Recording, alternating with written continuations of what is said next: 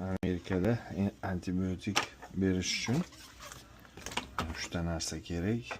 Antibiotikni olasiz.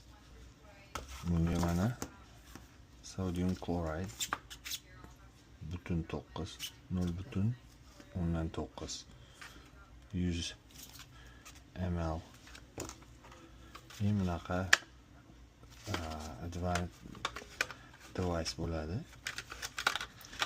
Buni ochasiz, olingiz, otasiz, sekin bunga suqasiz. Suqqandan keyin mana ikkita nimasi bo'ladi. Bu plastikni temiz, bu yinaga. Buni ochasiz. Plastikni olib shunday suqasiz. Suqqandan keyin asta sekin ozgina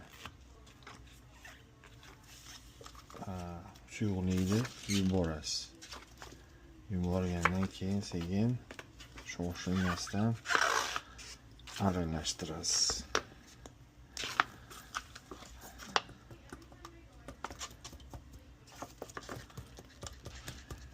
Shuni asta sekin urib ozgina vibratsiya bersangiz tezroq bo'ladi. Keyin men suyuqlikni 1-2 marta almashtiraman. Chunki bitta suyuqlik bilan aralashtirish juda qiyin, ayniqsa antibiotikka bog'liq. Bu antibiotik aralashishi sal qiyinroq. Suyuqlikni qo'rqmay bosaverasiz.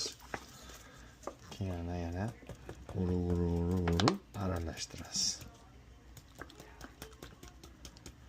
Ko'ryapsizmi, manita aralashmayapti. Lekin shoshilmasdan. Agar vaqtim ko'p bo'lsa, shunday olib turib qo'yib qo'yaman.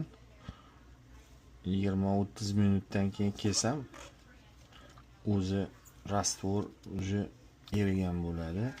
Aralashi osonroq bo'ladi.